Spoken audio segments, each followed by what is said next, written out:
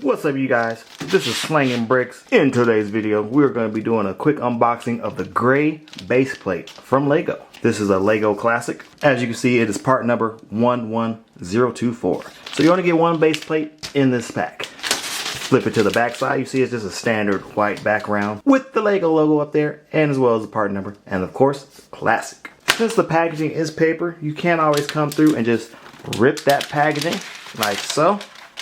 If I can get it, you can just start ripping that packaging nice and easy. If you want to keep it clean, you can always use some scissors.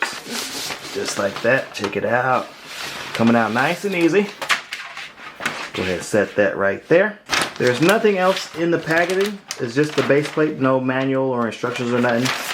But who really needs instructions when it's just a base plate? And with looking at it, you can see that it is an official Lego brand, because you do have all the little Lego logos right on every single stud. Let's go ahead and put some characters on our base plate to show that it does work and that they do snap into place. We got Blade. There's only one blade, and there's only going to be one blade. And now that I have this base plate, I do want to go in and practice doing some little walking animation and just doing some stop motion stuff with these Lego figures. I will be using the base plate to build some of the set scenes for some of my little skits. So I'll be using the outer perimeter. Might even do some close-ups.